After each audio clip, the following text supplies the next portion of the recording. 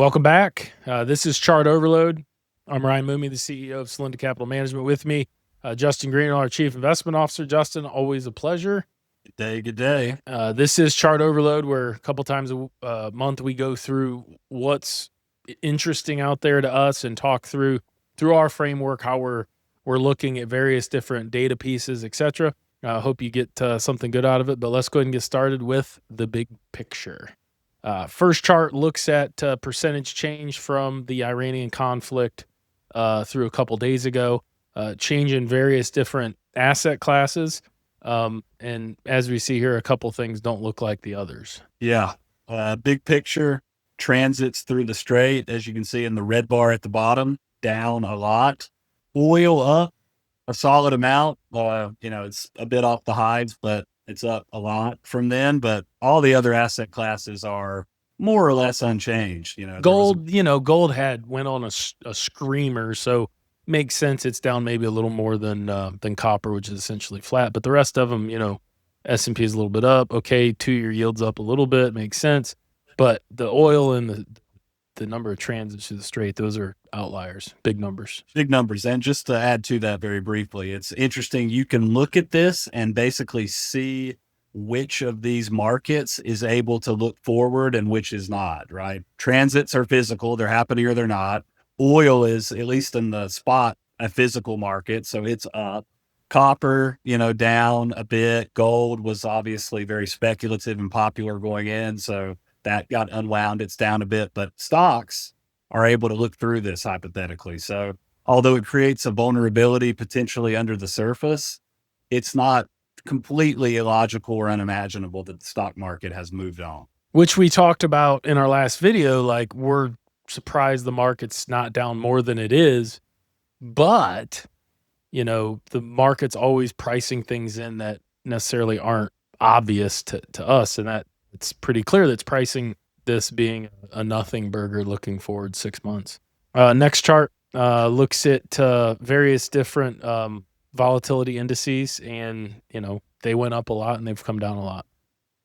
Yeah, so this goes back and you can really see what was a huge volatility shot during the tariff situation of last year that then quickly got unwound.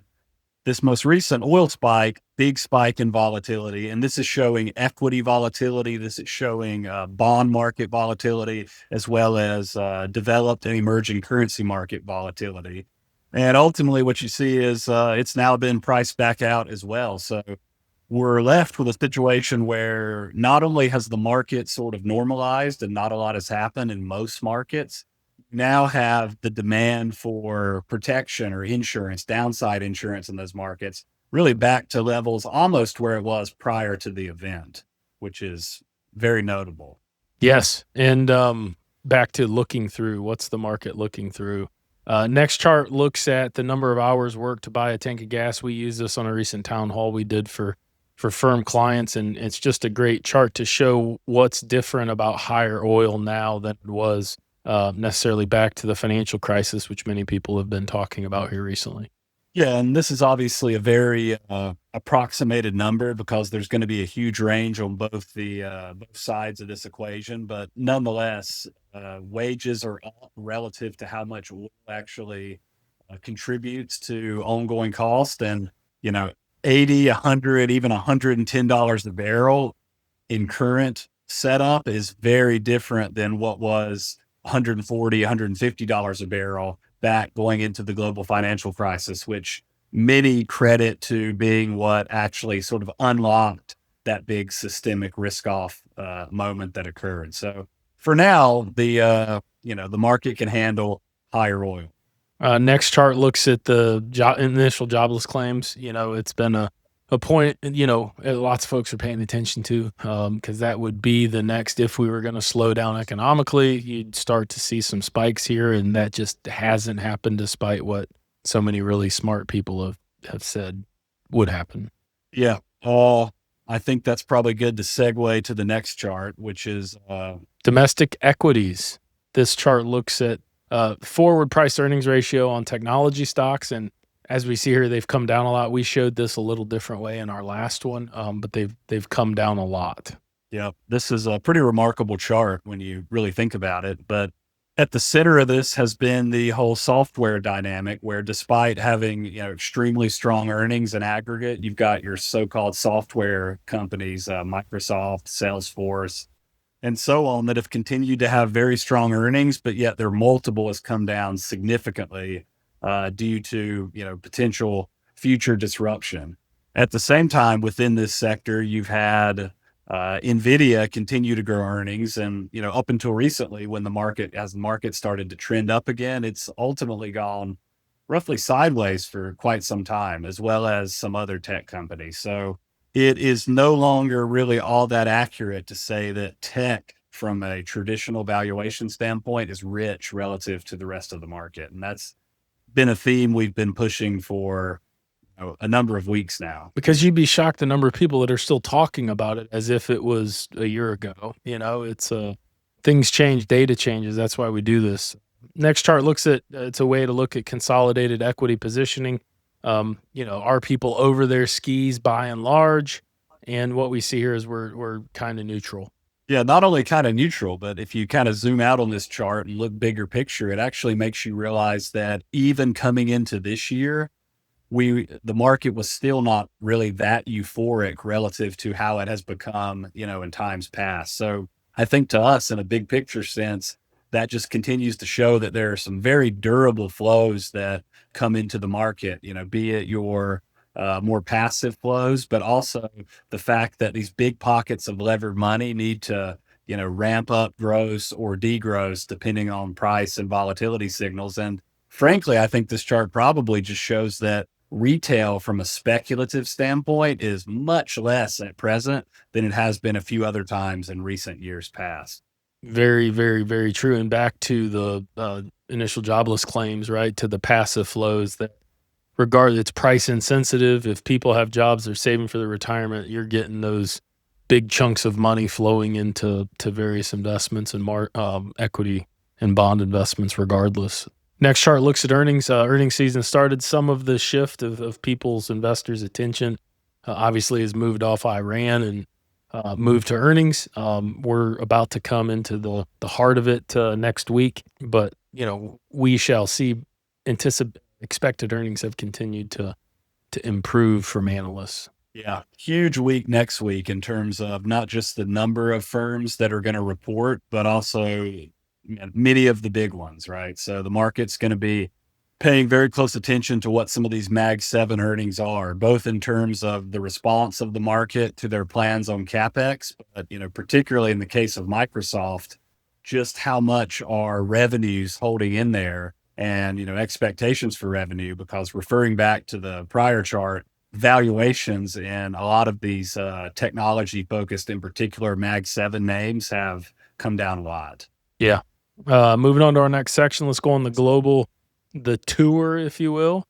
First chart looks at China's trade with Iran. That's been one of the backstories, is China's holding up Iran, and at least economically, that necessarily isn't the case. Well, I think what it might say is they may be the biggest, I guess, support to Iran's economy in terms of buying oil, but relative to what China is doing on the global stage, Iran is exponentially less important to China. And this just basically shows that even in terms of oil imports, prior to this, those imports from Iran to China have dropped off pretty substantially, as China has, continued to source oil from various other locations. So this is important as President Trump is going into what's hailed as a very significant bilateral meeting with Chinese leader Xi Jinping. And ultimately, what I think the stock market is starting to kind of look through and say is that if China were to take a side, they've already sort of leaned away from Iran. And the next step is potentially to express some sort of support for the global community, that they'll help get the situation in the Strait under control. Because ideally, China would probably rather buy from allies that they dominate versus geopolitical competitors or sources in the western side of the world. So it seems like Iran will increasingly be hung out to dry. Moving on, next chart looks at some different trades through the recent Iranian conflict, and one that's mostly done on the institutional front has been the biggest winner by a long shot. Which is normally not the case, right? This graphic shows DM bonds there at the bottom. Normally, at least historically over the last 20 years or so, in many instances of a big risk off, especially if it's like a geopolitical shock, like higher oil prices or, a major global recession, et cetera, you're going to see bonds do very well. And you're going to see emerging market and so-called carry trades do very poorly. But this has been the exact opposite. And we'll get to another chart here in a second, but basically it just goes to show that there have been flows that have been headed in that direction somewhat indiscriminately, while at the same time, these jurisdictions offer even higher relative real interest rates than they've offered in the past. And some of them, in the case of, Brazil in particular, which is the largest, is getting the benefit of the fact that it does export oil to the world. Yeah, and that's a lead to the next. Next chart looks specifically at the Brazilian stock market, one of the top five from a size standpoint markets in the world. It's been attracting some foreign capital. Yeah, this is a very interesting chart. It basically shows that, well, first off, let's take a step back and put a backdrop to this chart. So as the Brazilian stock market underperformed for a number of years coming into last year, because the currency had weakened, the market had effectively become smaller and smaller relative to what global markets are in size. And as such, local investors there in the market have just left the equity funds, the macro funds, or any sort of exposure to get what were new tax benefits in high interest rate products or just buy government bonds.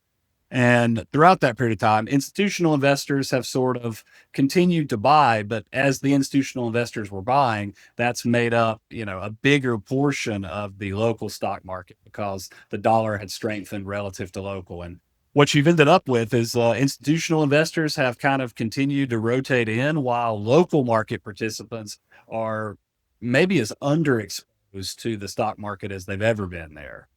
I mean, again, and it's back to what could be a catalyst to a market, assuming there's not some massive worldwide systemic risk. I mean, the setups there for back to our flow conversation with the United States stock market, there being some pretty remarkable liquidity entering that Brazilian market.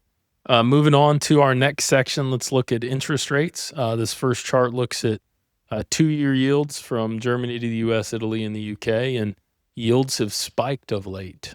Not only have they spiked, but going back to when what does President Trump call it, an excursion in Iran started, you're just seeing a lot more volatility on the short end of the yield curve, which is ultimately the market trying to decide how, if at all, higher oil prices are going to affect expectations for monetary policy. And it's a pretty hot debate here because, first impulse of higher oil prices is higher inflation, which would warrant maybe, the same or possibly, if it continues, higher 2-year rates, which this shows here on the chart, but one that also assumes there is increasing demand destruction. So one of the ways we're looking at this dynamic is with a bit of nuance in that traditionally you would say that higher oil prices are going to hurt mainstream consumption, which is going to hurt demand. But what we're seeing is that the so-called upper K-shaped of the economy is really driving the economy. And No pun intended. No pun intended, right? Whether that be through CapEx in terms of the big AI names, or whether it be through people that own assets spending more money, we're actually finding that in this new paradigm, let's just call it, that oil may be even less important. What might actually be more important is, can oil get the stock market down? And then if oil's up and the stock market is down, you then really start to have your sort of traditional risk off, which we think would actually manifest itself through global markets. So that's something we're watching carefully. Like, how resilient is the stock market? It's a unique feedback loop, is what's that pain point where it starts to impact the stock market, which starts to impact that upper end of the K-shaped economy that, as Justin said, to this point, hasn't really changed their spending habits. Next chart looks at, again, back to inflation. Where do people see inflation settling? And it's, as Justin said, it's been all over the place as people try to continually think through all the different variables. The trick there is that there really is no trick, because the thing that will matter the most will be how demand responds to higher oil prices. And by demand, we're talking about aggregate demand. And many shocks that historically one would have said would absolutely wreck aggregate demand over the last few years actually never did manifest. And what you got was the so-called soft landing, which again, we think is important to continue to point out that the market and risk markets in general, because there's so much liquidity, are really caring about what's the marginal state of either good or bad to that K-shaped upper part of the economy. And at least for now, there is little care about anything else. So that's really important to keep in mind, we think. Next chart looks at it's something we found for the town hall. We're including it here. It looks at loan issuance, borrowing, because what's been in the news is private credit, private debt. And this just was a great graphic to show how much that has increased. Painting the picture, as Justin did earlier with another chart, is coming out of the financial crisis. There was really cheap interest rates, and the government as well as institutions were trying to pump money into the economy with really low interest rates. Groups of institutional investors said, hey, let's borrow money really cheap and go lend it elsewhere in the real economy. So this entire private credit kind of asset class and market took off. And as you see, traditional lending is the blue in this chart, the blue bars. Now, it stayed relatively flat. It goes up a little bit when financial conditions are looser. It comes down when they're contracting, but it's been pretty stable. But, looking at the yellow line, right, private lending just in the last 10 years has went from 10% of all lending to 38% of the latest complete data from 2024. And that's just continued to go up. So this is back to, there's some issues with some of the private credit, private debt. People are trying to get their money and they've limited withdrawals because that debt isn't necessarily liquid. Again, is this a systemic risk? Is this too big to fail version 2.0? Or is this just a part of the cycle? This is a relatively newer asset class, right? And it's become prominent. Is this just a little blip on the radar of what's become an important aspect of the real economy? Time will tell. What are your thoughts, Mr. Greenhill? Well, this is very much tied into the whole concept of, private equity and them doing marks, because ultimately you've got a large pool of money, mostly institutional, but also to some extent indirectly in retail, either in some sort of private equity fund or some sort of debt-based fund that seeks return from this, or some private equity funds are also involved in this. And as we've talked about before, there's software debt out there that is very much in question because of all the disruption and really just the multiple contraction we've seen in publicly traded software. But I would think if we just had to simplify it, we would say that if the headline indices in the stock market start to sustainably stay down from making new highs, whether that be caused by the situation in Iran or something else, then that then puts more and more pressure on this. Along with, if interest rates need to stay where they are and especially go up, that as well would put more pressure on this. But I think what you were saying, Ryan, there is kind of a sweet spot of conditions where this could just sort of move along and kind of work itself out with time. And again, we won't know until time passes, but I don't know that most people realize when you see the headline private credit, private debt, you just kind of blow it off. It's a big part of the entire lending foundation for the economy, right? And just one more thing, I think this is something that Ryan, you and I have very much come to agreement on, is because of this, it is less helpful for us to look at market-based credit stress metrics and get any sort of signal from that. In the old days, you might start to see credit spreads widening, prior the so-called the bond market is smarter, theories. But between passive flows into the bond market and so much of, the riskier lending actually in the private market in this graphic here, Which We don't doesn't necessarily, like to Justin, he said it doesn't mark, meaning you're not getting a true daily minute by minute price for what that private debt's worth, right? You don't come to a valuation until they go to try to sell it. So to Justin's point, it's really hard to get a true determination of the stress in the private markets because guess what? They're private. by design, yeah. By design. Next section, final section, looking at commodities. This chart looks at the crude oil, different contracts, what they're being priced at, and as we talked about, the market and traders are looking past the situation with Iran, as you see from this chart. Yeah, this chart says a lot of things. It says that no doubt the market is kind of looking past this as being a near-term supply demand mismatch, but at the same time, this structure of the market now makes it such that if someone does want to buy oil further out in time, they've got a pretty strong positive carry, assuming this stays even close to where it is. So while at the same time, this is saying the market doesn't care about, the price of oil out in time relative to the spot market, this is a conditional input that as long as there's a upward price signal in oil, it's just one more thing to kind of keep oil supported. Where this really changes is if the spot market all of a sudden gets like hyper supplied during let's call it a resolution that surprises the market, or a year from now increase output brought on by higher prices, then that could really create a scenario where we could start to actually see much lower oil prices a year, 2 or 3 years from now. But to the point, that would have to be validated by the term structure not looking like this. Right. It can't be this. Yes. Last chart, this looks at the copper to gold ratio. This goes back 4 years. Yeah, 22. And as we see here, kind of bottomed earlier this year, and it's shown a little pickup, meaning copper has performed better than gold when compared side to side.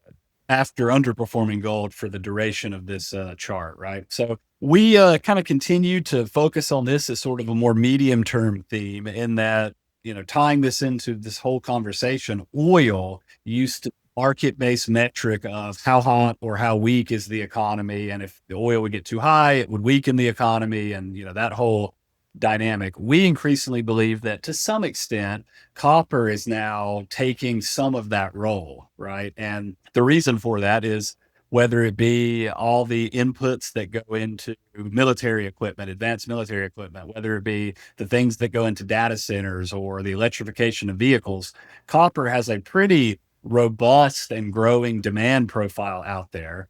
But at the same time, there, at least according to the market, there have been enough inventory and there has been enough, headwind to that thesis near term that it's dramatically underperformed gold. So if we do start to see kind of a resurgence of risk appetite and the market globally is starting to look more at growth, let's say once we get past this whole excursion, as Trump calls it, then there is a pretty unique supply demand setup in copper. But as you see in this chart, there's also plenty of room for marginally money to rotate out of gold and into copper. Yeah. Again, to be determined in time, but these are the type of charts we like to look at that, not many people are aware of or seeing, because it to Justin's point, if this ratio continues to go up like it has recently, that says way more than copper's outperforming gold. It's a collective investor view on the global economy. It's a risk on signal, right? We would say that is more of a risk on signal for the global economy than saying tight credit spreads is a risk on. Back to what we were saying before.